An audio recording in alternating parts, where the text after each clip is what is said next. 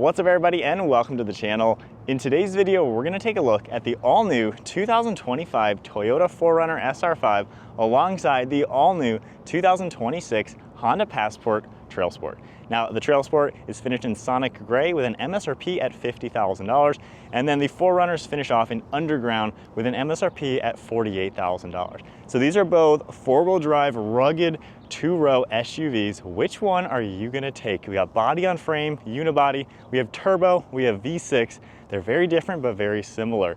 Big shout out to Flow Honda and Flow Toyota of Statesville for providing both of these rugged SUVs for today's video. Check out their website linked below. Let's get right into it. Taking a look at the powertrains for the 2025 Toyota 4Runner. This one has the standard engine, which is the iForce. This is a 2.4 liter inline four-cylinder turbocharged engine. This one's gonna make 278 horsepower with 317 pound-feet of torque. We get an 8-speed automatic, a part-time four-wheel drive system. It can also tow 6,000 pounds, and then it'll get 19 miles per gallon in the city with 25 out on the highway. For the Honda Passport, this Trailsport, this is gonna feature a 3.5 liter V6 engine. This naturally aspirated engine makes 285 horsepower with 262 pound-feet of torque. We get a 10-speed automatic transmission, an all-wheel drive drivetrain, and then this can also tow 5,000 pounds, and you're gonna expect 18 miles per gallon in the city with 23 out on the highway. Moving on to the exterior styling, so the 2026 Honda Passport and the 2025 Toyota 4Runner are both all new generations for decently long-running SUVs. So for the 4Runner, this definitely has a lot of character from the previous generations. I love how bold and aggressive it looks. Got those wide fender flares, nice upper and lower grille with a very layered and textured design. Got an air dam down below, LED fog lights, some LEDs on the headlights along with the halogen bulbs, nice rugged hood design.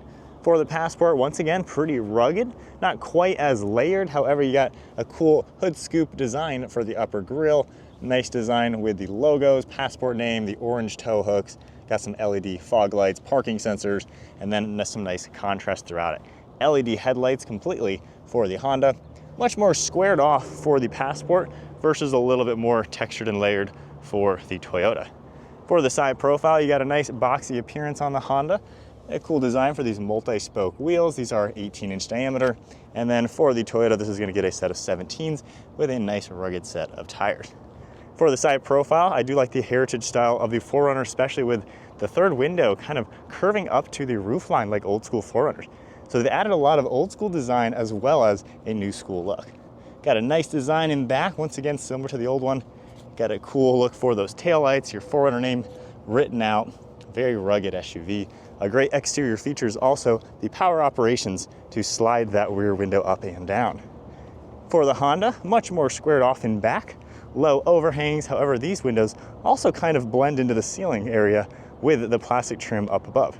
So they both have a unique rugged look, just a bit more boxy on the Honda, but overall they come together very cool. Comment below, which one do you think is the cooler looking rugged SUV? Now inside the 2025 Toyota 4Runner, taking a look at what the SR5 is gonna have to offer. You're gonna get some harder plastic materials through the dash and doors. However, this one does have a nice set of leather seats. So pretty cool with the black smooth design as well as the perforations. Door panel has some storage, padded armrest, a little bit of storage on the upper area above the glove box.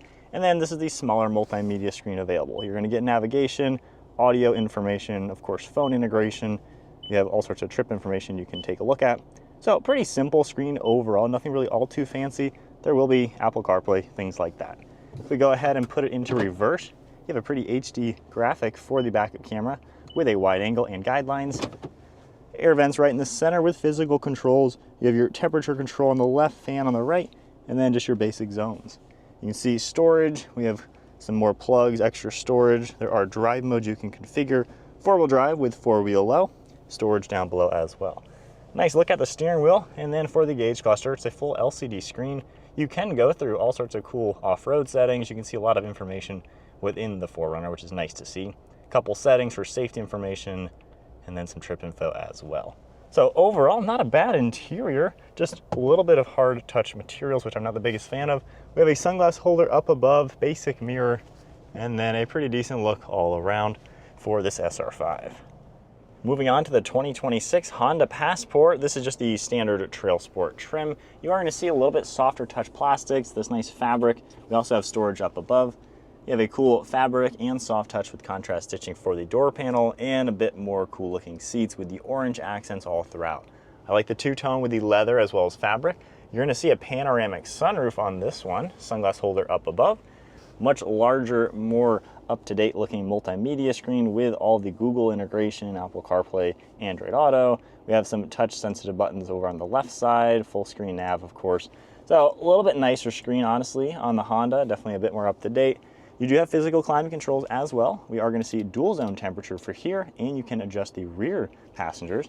We have heated seats as well, all the basic controls, storage, wireless phone charging with extra storage, different gear selector instead of the actual shifter. Also going to get some drive modes that will pop up and storage in the center. We have a bit larger center screen here. We have all sorts of info that can come up on the left side, and the right side you can view a lot of the same things that we saw over on the Toyota. You have a nice screen overall. You have some contrast stitching on the steering wheel, and once again, just a bit nicer materials in the Honda. I'm finding seats are really comfortable too, and definitely a good look overall at the 26 Passport. Onto the back seats. Now the Toyota 4Runner is going to have a 112.2 inch wheelbase. The Passport is going to have 113.6, so a little bit larger wheelbase over on the Honda. At 5'11" sitting here, I have about maybe 3 inches of headroom. With the driver's seat at my height, my knees have about a ½ inch of room. My feet are fitting fine. Seat's cradling me quite nice. This can seat 3 people. Overall, it's not bad. You definitely feel high up. You can recline the seat, however. So all the way back, really not all too bad. And then in the center, we can pull this down and you're gonna get armrests and cup holders. You are gonna get some nice amenities too. We have air vents up above, as well as some USBs, dome light up above on the ceiling. Moving on to the Honda Passport. So once again, sitting here, I do have quite a lot more headroom, probably double, like 6 inches.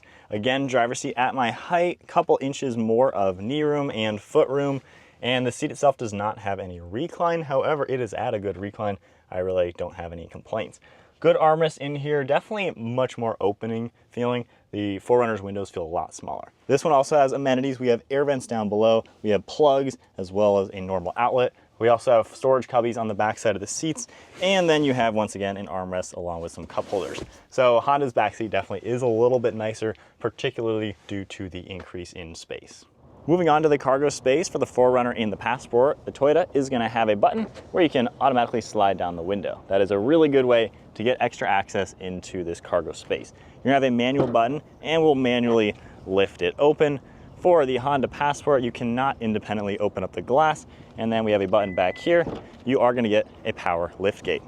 Now, as far as the volume size, in the Honda Passport, we have 44 cubic feet of volume with the seats in the up position.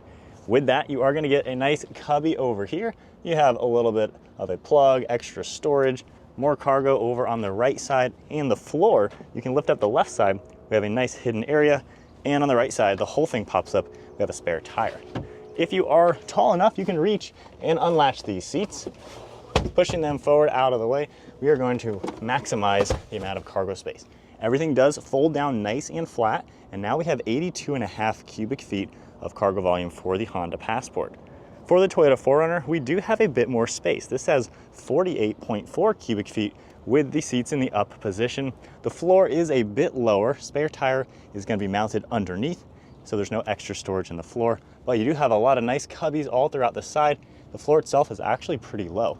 Now, in order to fold the 4Runner seats down, you are going to have to go through the side, grab the recline levers, and they can lock in this position. With them out of the way, you're looking closer to 90 cubic feet of complete cargo volume. So with these seats, you can have them flat like they are. There is going to be that massive bump into the cargo space, and then you can tumble them forward. So you can just lift the seat back up, and then when you just pull the recline lever once, it will tumble all the way forward, and that is going to maximize the cargo space. So a little bit different the way each car is set up for cargo space. However, overall, you are going to see better space in the Toyota. However, the Honda is a little bit easier to use. So my honest thoughts with the new Toyota 4Runner. So sitting in it, you know, it feels pretty nice for what it is. It's comfortable, it's roomy, it seems to drive better than the previous generation. And then the turbo engine. I mean, 4,000 RPM shifting, you get up to speed with no issues. There's a lot of torque.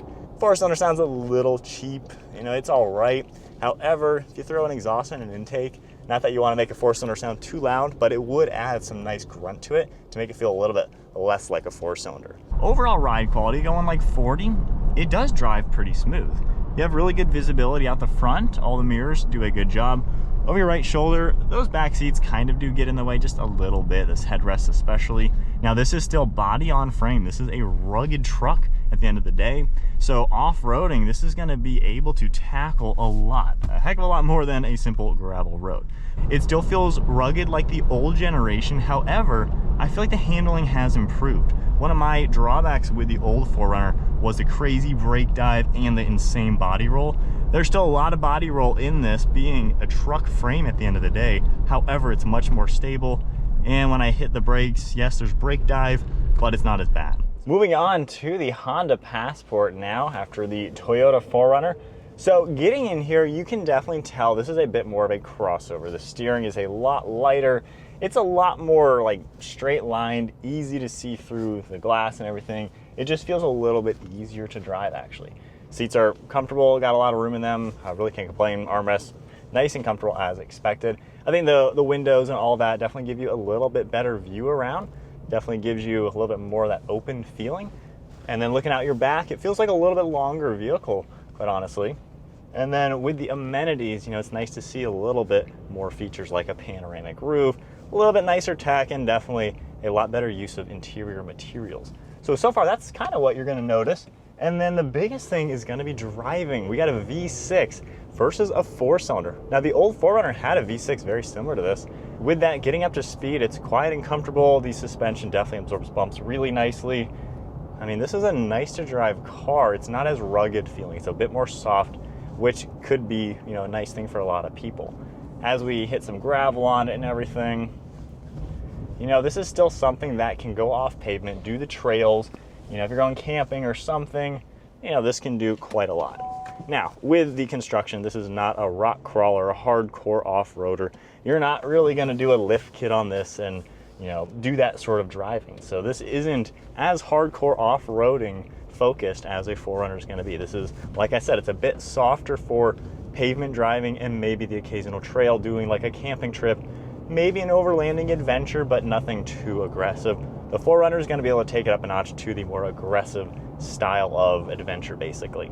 But when you're driving in this, it definitely is a lot more toned down, a lot more just normal crossover. It's not quite like a CRV or a RAV4. You know, it's definitely way more rugged than that, but not quite on the same level as the 4Runner. It's just an easier car to drive. It's really comfortable, got a lot of interior space, and it feels a little bit nicer just because of the materials.